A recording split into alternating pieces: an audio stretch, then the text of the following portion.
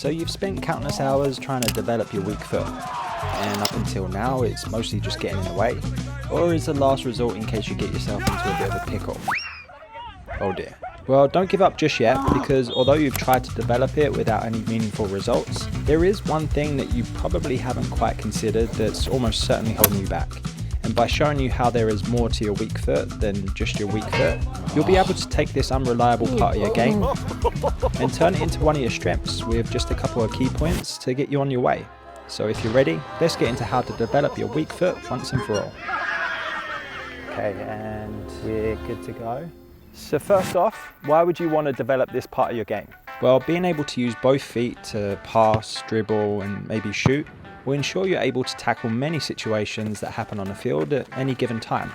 And by having a decent weak foot, or at least one that can do the basics somewhat well, allows you to be a more versatile player that keeps the defenders guessing and on their toes. So what was that one thing that you maybe haven't considered that's holding you back? Well, in order to explain it, let's jump into some ball work on my strong side. Shifting the ball from right to left, my strong side is pretty dependable. Small touches, balanced posture, I'm in control of the ball.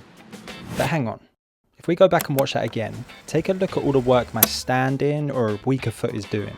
It's constantly moving, jumping around, getting in position to best support my right leg so that it can do its thing. And it's this, the standing leg, that stops people from progressing on their weaker side. Without the support of my left leg, the right leg is kind of useless. Now let's change feet and compare this with the weaker side. And whilst the ball work might not be as tidy, again, zooming into the standing leg, it doesn't make it easy. As you can see, my right leg struggles to keep up and provides way less movement as when the roles are reversed, causing me to either reach for the ball as it's not in the correct position, or it's just getting in the way as the balance and timing's off. By developing the standing leg and addressing this from the get-go is going to allow you to improve and realise the potential you have in the foot that you're kicking with.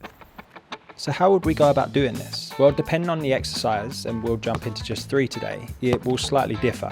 But the priority is to get the dominant leg moving to play the supporting role. Now, it's never had to do this before, so it's going to struggle initially. But it's important that we condition it so that it's ready to help out when the time is right. So with conditioning, start super basic and without a ball. Just hopping on your leg for 30 seconds. Side to side, back to front. Do this every day to build the muscle memory and endurance. Then include the ball so you can get the left leg playing its part. Shift the ball from back to front, then side to side, bouncing around and keeping you balanced, ensuring the focus is all on the standing leg. So where exactly should the standing leg be? Well, first jumping into some cone work and then we'll head over to some passing. A good rule of thumb is to never reach for the ball, so shifting that standing leg so it's always hip distance away from the leg with the ball. Remembering to shift it out the way so that you don't end up tripping over the ball and tying yourself up. Once you've established this pattern in the body, that's when you can look to progress the difficulty, but be patient.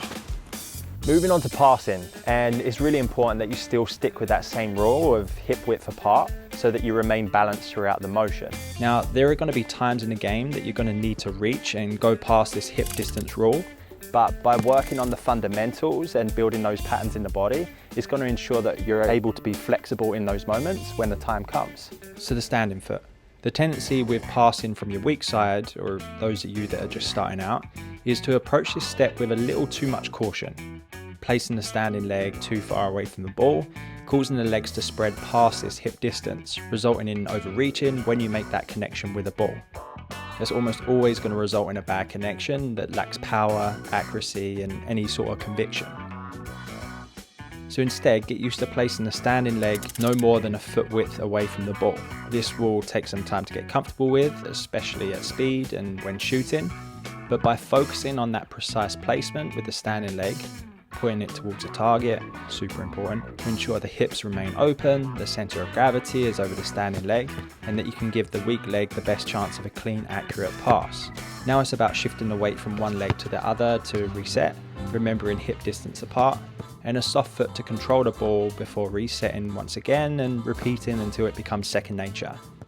So by understanding the important role that the supporting leg plays in pretty much any basic skill in football, you'll essentially be able to apply these same lessons to any tutorial that you find either on a channel or just on YouTube altogether. But it's really important to remember that in order to develop your weak foot, it requires more than just your weak foot. So with that in mind, let's head on over to some basic dribbling mistakes that players tend to make and see if you can perform the same exercises but with your weak foot using the concepts that we just discussed in this video. And I'll see you there.